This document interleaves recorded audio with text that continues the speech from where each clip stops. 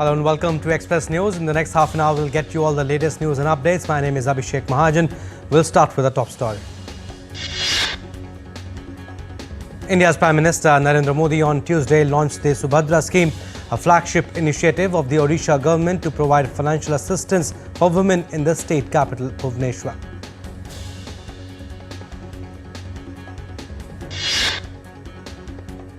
Under the newly inaugurated scheme, all eligible beneficiaries between the age of 21 to 60 years would receive 50,000 rupees, that is about $600 over 5 years.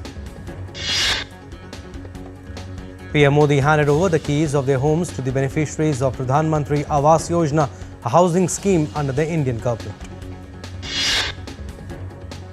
PM Modi also released the first installment of financial assistance under Pradhan Mantri Awas Yojana Grameen to nearly 13 lakh beneficiaries.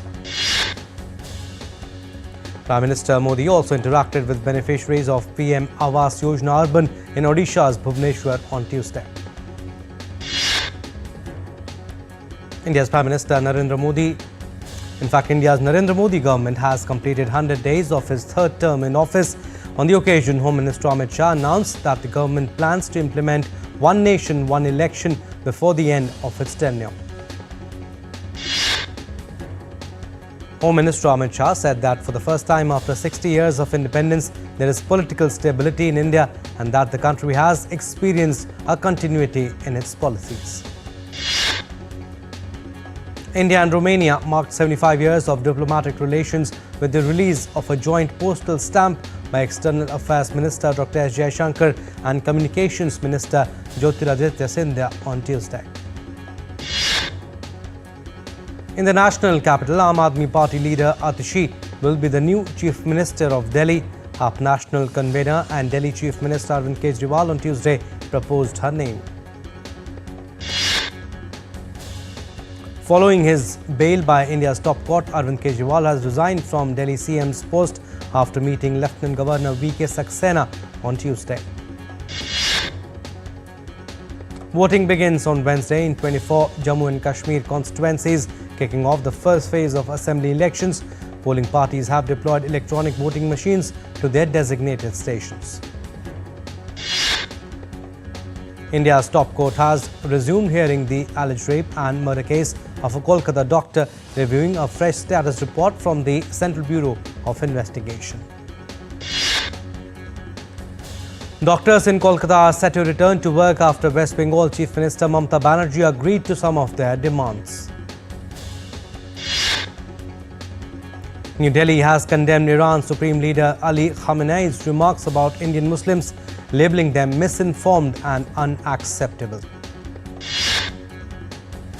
India's Vice President Jagdeep Dhankar launched the Swachhta Hi Seva 2024 campaign in Rajasthan, promoting cleanliness. The Indian Navy's second Commanders Conference is underway in New Delhi, addressing national security and expectations.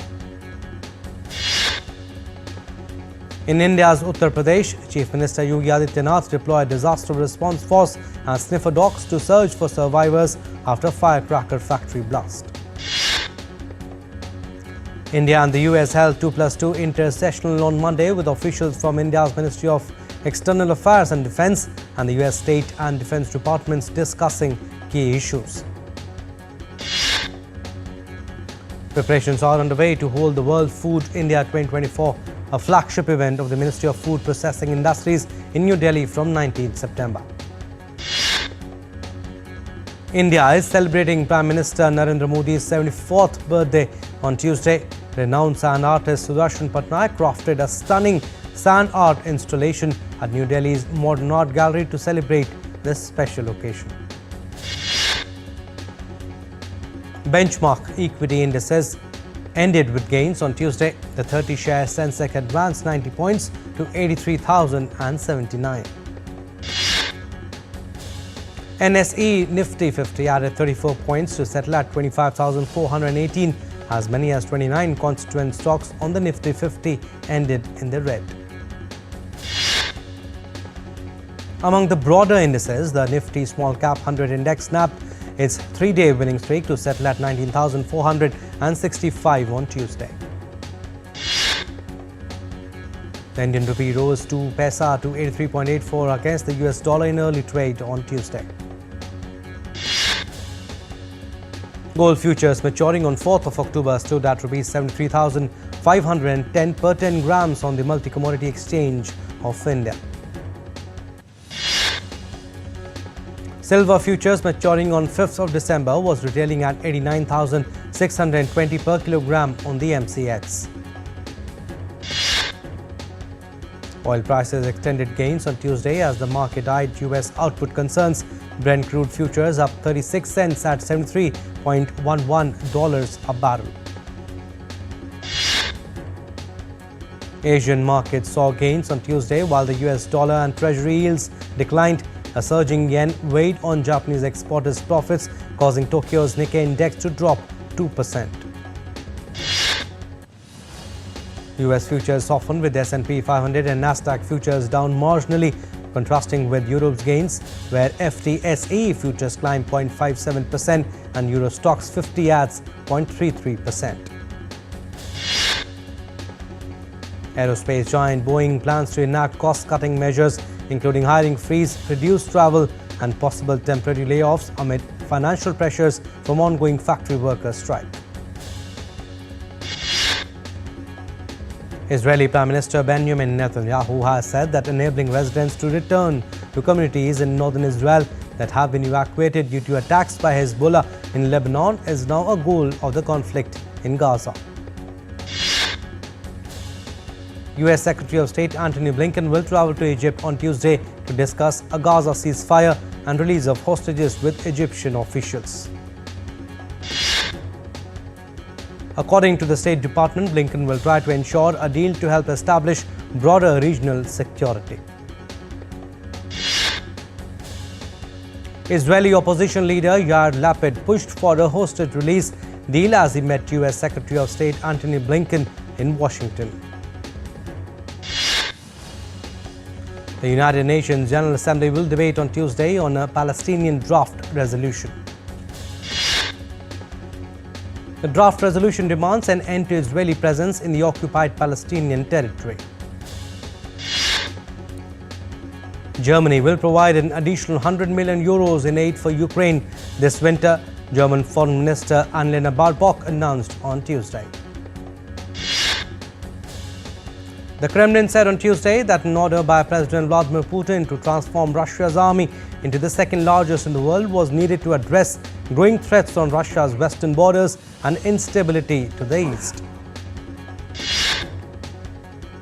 The 58-year-old man Ryan Ruth, suspected of planning to assassinate Donald Trump, has been charged with 2 gun-related crimes in federal court. Republican White House candidate Donald Trump blamed his election rival Kamala Harris and US President Joe Biden for the recent assassination attempt on his own life. US President Joe Biden commended the Secret Service for its handling of an apparent assassination attempt on former President Donald Trump over the weekend and said there is no place for political violence in America.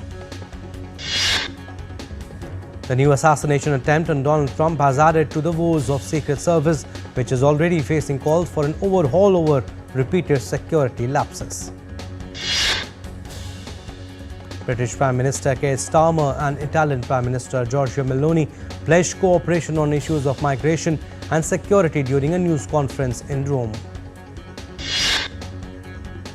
Canada's Prime Minister Justin Trudeau faces setback as his Liberal Party loses the crucial Montreal election, according to the latest preliminary results. EU Commission President Ursula von der Leyen picked Spanish politician Teresa Ribera as the bloc's next antitrust commissioner, while Andrius Kubilius from Lithuania will be handed a newly created defense portfolio. EU Chief Ursula von der Leyen on Tuesday named Italy's Raffaele Fitto, a member of Prime Minister Giorgia Meloni's hard-right Brothers of Italy party, to be an executive vice president in the next European Commission.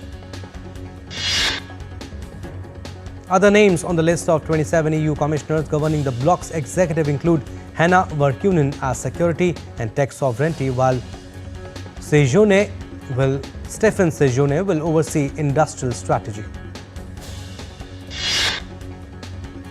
The US military said on Monday it had completed its withdrawal from Niger. The West African nation's ruling junta in April ordered the US to withdraw its 1,000 military personnel from the country.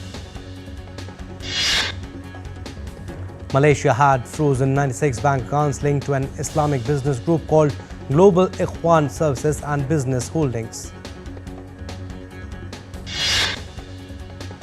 Armed insurgents attacked a training center for gendarmes in Mali's capital, Bamako, on Tuesday, but the situation is now under control. All right, we'll slip into a very short break. On the other side, more stories. Keep watching Express News.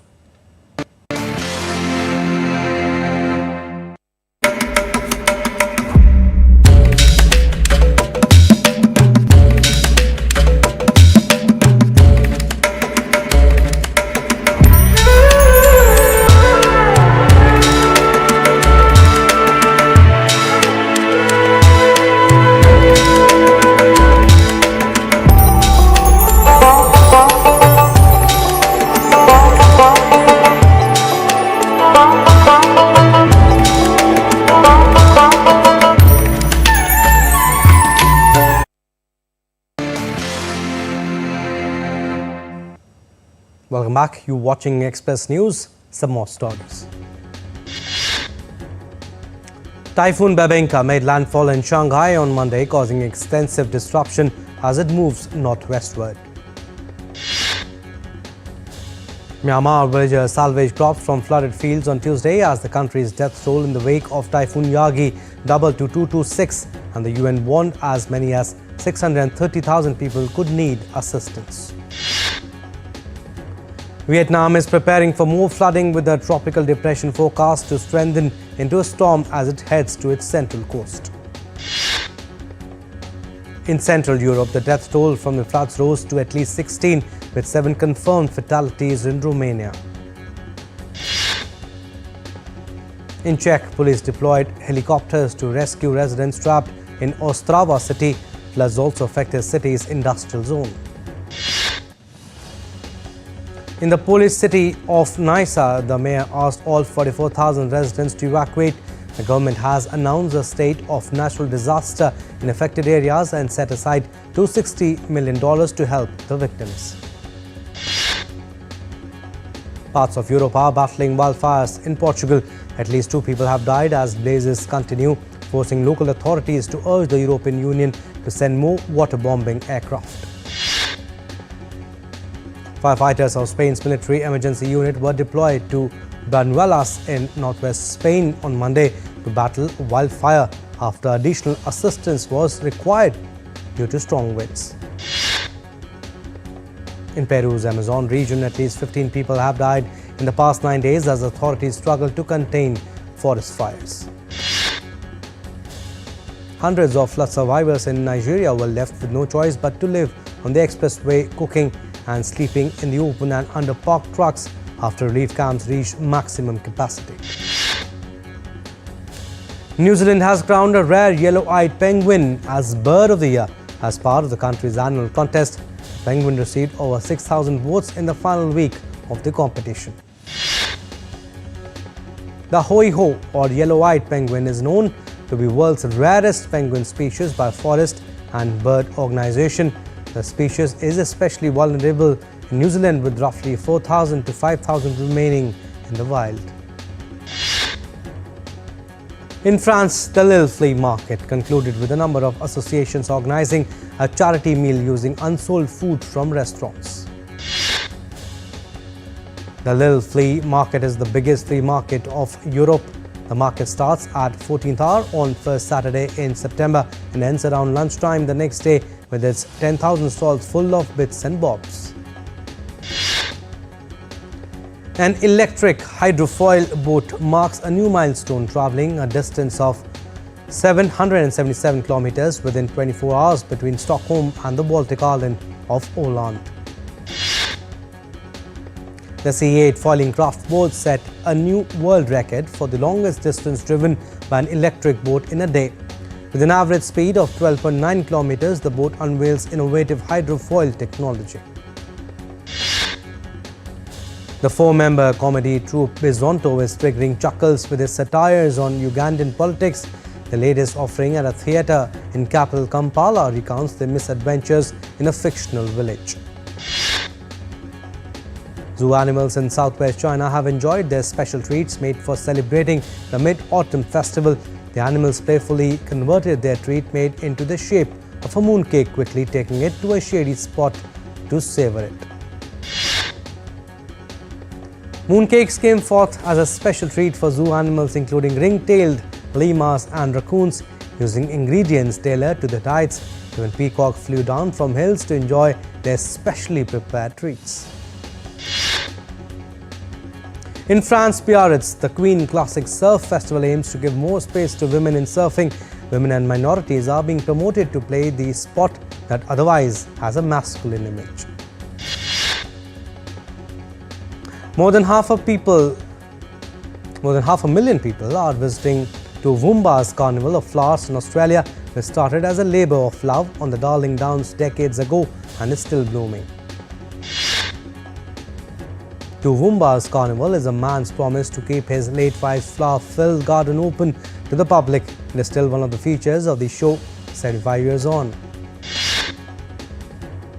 A female hippopotamus named Maimali becomes the longest living hippopotamus in Thailand. She celebrated her 59th birthday at Khao Keo Open Zoo. In Tokyo, a zoo celebrated the long life of a wallaby on respect for the Age Day. The male wallaby turned 13 years old in August in Utsunomiya Zoo. The World Bank, in cooperation with the Vietnamese government, has committed to buying carbon credits from the rice industry with a payment mechanism based on emission reduction result. Vogue editor-in-chief Anna Wintour and actors Barry Keoghan and Gabrielle Union were part of the star-studded guests who attended the Burberry show on Monday at the London Fashion Week. Now, a Thai baby girl reunited with her biological parents safely after being mistakenly swapped with a baby from Myanmar for a month due to hospital staff negligence in Samut Sakhon province. The World Patient Safety Day is being celebrated across the world. The theme of this year is improving diagnosis for patient safety. A groundbreaking discovery has rocked the astronomical community as a mysterious and powerful burst of radio waves has reached Earth after traveling through space for an astonishing 8 billion years. On Tuesday, the super harvest moon undergoes a lunar eclipse. As the moon passes through Earth's shadow at its closest point, it will transform into a vibrant reddish hue known as the blood moon. Hollywood star Demi Moore turned out on Monday to launch her latest film, The Substance, written and directed by Kohali Faza. The film features Moore stars as an aging TV fitness instructor. The cast of the horror film Never Let Go hit the red carpet in New York City on Monday to celebrate the film's release. Halle Berry chose the horror genre for the first film released by her production company, Holly Holy. American sitcom Friends celebrated its 30th anniversary on Tuesday. Several outfits worn on set by the actors go to auction in Los Angeles. Some of the items have already received thousands of dollars worth of bids. Ryan Murphy's latest project, Monsters, the Lyle and Eric Menendez story, delves into the disturbing true crime saga of the Menendez brothers. Netflix animated adaptation of the Werewolf books has been announced. Werewolf will now be called Wolf King and will debut on Netflix next year. Fashionistas descended on London's South Bank on Monday for the screening of new documentary series In Vogue the 90s. It's a 6-part series, looks back at one of fashion's most exciting decades. American guitarist and singer Tito Jackson, who died on Sunday, was honored on Hollywood Walk of Fame. He was a member of the legendary group Jackson 5 and was older brother of pop sensation Michael Jackson. Korean pop star J-Hope is set to become the next BTS member to be discharged from the South Korean military. His fans were excited about the pop star's return to civilian life. After its world premiere at Berlin International Film Festival, Chhatrapal Ninave's internationally acclaimed Marathi thriller Ghat is set to release in cinemas on September 27. After stepping aside as the host of Bigg Boss OTT Third, Salman Khan is all set to return as the host of Bigg Boss Season 18 on Indian television. Indian men's hockey team clinched the Asian Champions Trophy in Hulunbuir city after defeating China 1-0 in finals. Pakistan defeated South Korea convincingly 5-2 to secure the third place in Asian Champions Trophy on Tuesday. Real Madrid's coach Carlo Ancelotti said on Monday midfielders Jude Bellingham and Aurelien Tchouameni are back from injury. Former Euro Cup winning Aston Villa striker Gary Shaw has died at the age of 63 after sustaining injuries in a fall. Liverpool are gearing up before heading to Italy, where they will face AC Milan in the first game of the Champions League campaign on Tuesday night. The International Cricket Council has announced the prize money for the ICC Women's T20 World Cup set to take place next month in the UAE. Former Australian head coach Darren Lehmann stepped down from his roles as the Brisbane Heat and Queensland men's assistant coach. Indian shuttler Priyanshu Rajawat faced his second consecutive first-round exit, losing in straight games to Brian Yang of Canada at the China Open in Changzhou. Scotland's capital Glasgow is set to be announced as the host city of scaled-down Commonwealth Games in 2026. Veteran racer Badal Joshi has become the first Indian to participate in the prestigious Gotland Grand National. Alright, that's all we have in this edition of Express News. You stay tuned for more news and updates. Namaskar.